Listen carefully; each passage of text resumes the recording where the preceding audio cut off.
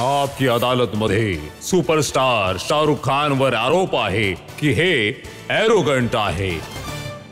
ही आजची गोष्ट नाही शाहरुख. तुम्ही उल्लेख केला होता 22 वर्षांपूर्वी जेव्हा आपकी अदालतमध्ये आले होते. मला आठवत आहे त्यावेळी ऑडियन्समधून कोणीतरी म्हटले होते अमिताभ बच्चन नंबर 1 आहेत. तर तुम्ही म्हणाले होतात की ते ग्रेटेस्ट असू शकतात पण मी ग्रेटेस्ट पेक्षा थोडा उत्तम आहे. ती रेकॉर्डिंग आहे तुमच्याजवळ? बिलकुल.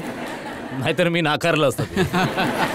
नाही, बालिशपणा होता, मूर्ख. लहानपणी तर असे सगळी गोष्टी करतातच ना. तर लहान मुलगा समजून मला माफ करून द्या जज साहेब. असं नव्हतं म्हटलं मी, पण मला या गोष्टीची खूप खूप आणि मी सगळ्यांना म्हणेन की स्वतःवर विश्वास ठेवणं आणि त्या तरुण वयामध्ये तर असा थोडासा ओव्हर कॉन्फिडन्स तर असतोच ना.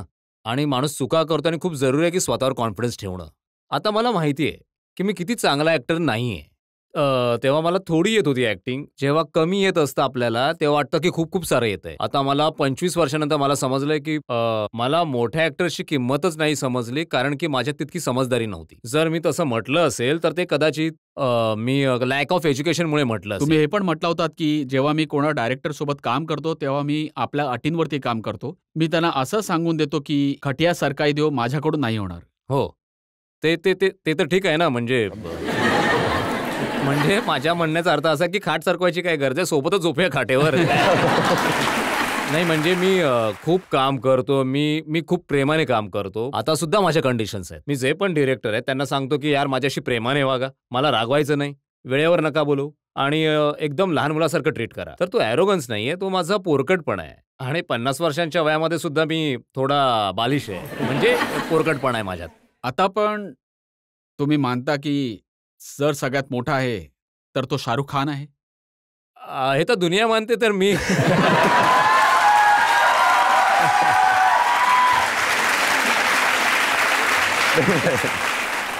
हे माझं मी हे स्पष्ट बदलले नाही की अरे मी 22 वर्षांपूर्वी ॲरोगंट होतो, आज पण आहे आणि उद्या पण राहणार.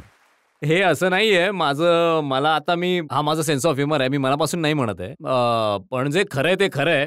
22 वर्षात आधी मी सुंदर होतो, मी इंटेलिजंट होतो, ॲरोगंट होतो आणि आता सुद्धा मी तसाच्या तसाच आहे. हो ना? बघा दिल्लीवाला तेवढं तर बोलू शकतो. हा काय यार, दिल्लीवाला बोलू शकतो काही. हे फक्त तुम्ही ह्युमरमध्ये नाही म्हणतात. बघा माझ्याजवळ हा इंटरव्ह्यू आहे तुमचा. हे जानेवारी 2016चे मॅगझिन आहे. तुम्ही यात म्हटले की पीपल डोंट अंडरस्टँड. लोक या गोष्टीला समजत नाहीत की मी जगातला सेकंड रिचेस्ट ऍक्टर आहे. जगातला. हो. नाही मी नाही, हे दुःखात बोललो तुम्ही. मी कंप्लेंट केली होती. मी शो ऑफ नव्हतो करत. लोकांना समजत नाही मी सेकंड आहे, फर्स्ट का नाही आहे. मला या गोष्टीचं खूप दुःख होतं मला.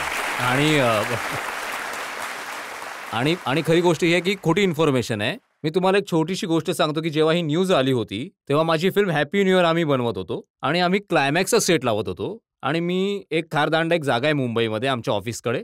तर मी गाडीमध्ये तिथे जात होतो आणि माझ्या प्रोड्युसर करीमचा फोन आला की शाहरुख सेट लावण्याचे पैसे नाहीयेत.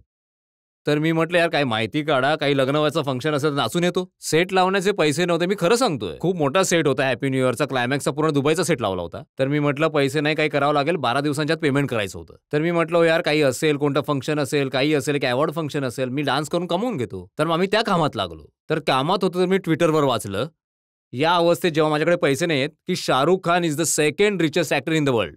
तर धिक्कार आहे यार यांच्यावर. काय चाललं इथे, सेट लावायला पैसे नाहीत आणि इंटरव्ह्यू मध्ये येत आहे. तर मला खूप विचित्र आणि आयरॉनिक वाटलं. अच्छा, हे तुम्ही सिरियसली घेतले. यामध्ये तुम्ही हे पण म्हणालात की ते लोक हे नाही समजत की मी सेकंड असा व्यक्ती आहे जगामध्ये जो आपल्या ऍक्टिंगने पैसे नाही कमवत. मी ऍक्च्युली नाही कमवत आहे. मी फिल्मसाठी बिलकुल पैसे नाही घेत. आणि आजकाल तर असे लोक समजतात की माझी ऍक्टिंग तसे कोणी पैसे देत नाही मला ऍक्टिंगचे. बट जेन्युइनली मी नाही घेत. मी एन्डोर्समेंट्सचे घेतो, मी लाईव्ह शोजचे घेतो, मी खूप मेहनतीने काम करतो. पण फिल्म्समध्ये मी नेहमी सगळ्या डिरेक्टर्सना प्रोड्युसर्सना म्हणतो तुम्ही फिल्ममध्ये लावा पैसा, फिल्म चांगली झाली पाहिजे. मी जेन्युइनली म्हणतोय की मी हे तुम्ही कोणत्या पण प्रोड्युसरला इथे कधी आपकी अदालतमध्ये बोलवलं ज्यांनी माझ्यासोबत काम केलंय ते सांगतील शाहरुख कधीच पैसे मागत नाही. सांगतो फिल्ममध्ये लावा, वाचले कमावले तर मला द्या, नाहीतर नका दे. खरंच सांगतो मी तुम्हाला. मी मागच्या 15-20 वर्षांमध्ये कोणाशी हे बोललेलो नाहीये की मला फिल्मचे पैसे हवेत. पण मी दुसरी कामं इतकी करतो आणि त्यातून कमावतो आणि त्यानेच खातो. मी खरंच सांगतोय, मी खोटं बोलत नाहीये बिलकुल.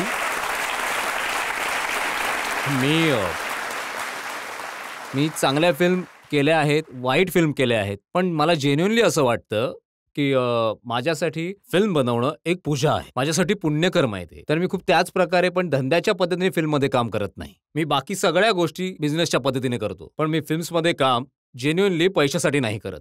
पब्लिक तर हेच समजते हो, की शाहरुख खान जे करतात ते पैशांसाठी करतात. खूप जण बोलतात की ही प्राइस असेल, ती असेल. मी स्वतः ऐकून तुम्ही कोणत्याही पण प्रोड्युसरला विचारा, मी तर खोटं सुद्धा बोलेन, तुम्ही मला हँग पण कराल, पण तुम्ही कोणालाही जाऊन विचारा, मी नेहमी डायरेक्टर प्रोड्युसरना म्हणतो मला पैसे नाही पाहिजे, तुम्ही फिल्ममध्ये पैसे टाका आणि मला जेन्युअनली ही माझी काय म्हणतात त्याला, this is my greatest thing that I can do to act in films. तर मी त्याच्याकडे कधी पण बिझनेसच्या दृष्टीने, ऍक्टरच्या दृष्टीने पाहिलं नाहीये. कारण मी ऐकलंय की काही ऍक्टर तनासाठी करतात, काही मनासाठी, काही धनासाठी. मी तर यार तन मन धन फिल्मसाठी गाणं आहे माझं. तन मन धन सब है तेरा.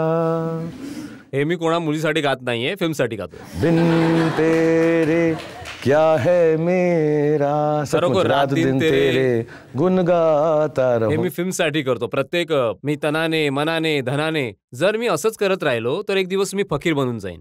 खरं सांगतोय मी, सगळे दिवस मी फिल्म्स बनवतो. माझ्या आयुष्यातली सगळ्यात मोठी आशा ही आहे की मी जी पण फिल्म बनवेन, खूप जास्त लोकांनी ती बघून त्यांना खूप आनंद मिळावा, कमाईसाठी नाही. आणि एक दिवस हिंदुस्थानात अशी फिल्म बनवेन, मी खूप या विषयात नॅशनलिस्ट आहे, की अशी फिल्म बनवेन की जग बघून बोलेल इंडियामध्ये बेस्ट फिल्म बनतात. तर I want to be part of that. That's my dream. परंतु जर तुम्ही फिल्म्समधून पैसे नाही कमवत तर कुठून कमवता? नाचतो, गात राहतो, मी जातो पार्टीमध्ये, डान्स करतो आणि प्राईडने करतो, शोजमध्ये करतो. आणि माशाला तिथे माझं खूप मोठं मार्केट आहे. माझं लाईव्ह शो मध्ये खूप मार्केट चाललंय माझं आजकाल. खूप मस्त एकदम चालू आहे. मी एंडोर्समेंट करतो. आय थिंक मी 20-21 एंडोर्समेंट करतो आणि मी खूप गर्वाने बोलतो आणि सगळ्या तरुण लोकांना मी हे खरं सांगतोय की पैसे कमवण्यामध्ये, चांगलं घर खरेदी करण्यामध्ये, चांगली गाडी असण्यामध्ये, आपल्या बायको मुलांचं ध्यान ठेवण्यामध्ये काही चुकीची गोष्ट नाहीये. लोक तुम्हाला बोलतील की मटेरियल गोष्टी करू नका, तुम्ही जे आहात म्हणजे हिमालयात चालले जा आणि पैशात काही नाहीये, पण आहे. तुम्ही मुलांना आधी चांगलं शिकवा, त्यांना चांगलं घर द्या आणि त्याच्यानंतर जे पण करायचंय, जे मनाला वाटतंय, जे फिल्ममध्ये मला वाटतंय, त्यांना मन मोकळं जगू द्यावं. जेन्युअनली देवाने मला खूप काही दिलंय, मी चांगलं कमावतोय आणि या गोष्टींमधून कमावतो आणि एकदम मोकळेपणाने, आनंदाने कमावतो. 22 वर्षांपूर्वीच्या आठवणी आपकी अदालतमध्ये तुम्ही म्हणाला होतात की तुम्ही खालिद मोहम्मदच्या जवळ गेला होतात खिशात पैसे घेऊन की भाई विकत घ्यायचंय मला. हो, मला असं लोकांनी सांगितलं होतं की हे लोक पैसे घेतात, हे करतात. खूप मोठे जर्नलिस्ट होते. मी बराच मूर्खपणा केला त्या महिन्यांमध्ये, 6-7 महिन्यांमध्ये. तर मी तिथे पोहोचलो. मी म्हणालो यार हे अवॉर्ड माझा असायला पाहिजे. आय थिंक बाजीगर फिल्म होती, खूप चांगली ऍक्टिंग केली होती मी. हार कर जितने वाले को बाजीगर कहते हैं. तर मी मूर्खासारखं तिथे पोहोचलो. मी म्हणालो अरे मी ऐकलं तुम्ही लोक पैसे घेऊन अवॉर्ड देता, तर माझ्याकडे 250-300 रुपये आहेत, तुम्ही हेच घेऊन घ्या, बाकी मी हफ्त्यांमध्ये देत राहीन. तर मला आठवतं की तसे बिचारे लाजून गेले. सभ्य व्यक्ती होते ते की शाहरुख दॅट्स नॉट ट्रू, असं नाही होत की हे असं पब्लिकली बोलत होतो मी. आणि मग मी स्टेजवर सुद्धा जाऊन बोललो आणि मी माफी पण मागितली होती की मी अशी हिंमत केली होती, चूक केली होती आणि असं नाहीये. कारण की आता मला मिळालं तर लोकांना असं वाटायला नको की मी पैसे घेऊन अवॉर्ड घेतलंय वगैरे. सर माझा प्रश्न असा होता की तुम्ही म्हणाला होतात की तुमचं जे यश आहे त्यात तुमच्या आईचा खूप महत्वाचा वाटा आहे. कारण की तुम्ही म्हटलं होतं की तुमच्या मम्मीने देवाचा कान पकडून ठेवलाय आणि सांगितलं की तुम्हाला यशस्वी बनवायचंय. सर आफ्टर 25 इयर्स सर तुम्ही खूप सक्सेसफुल आहात. You are the richest actor in the world. You have everything sir. Second sir पण माझ्यासाठी फर्स्ट आहात. सर आताही तुम्ही जेव्हा कधी एखादं प्रोजेक्ट घेता की तुम्हाला असं वाटतं का मी काहीतरी राहिलंय, अजूनही काहीतरी मला मिळवायचंय?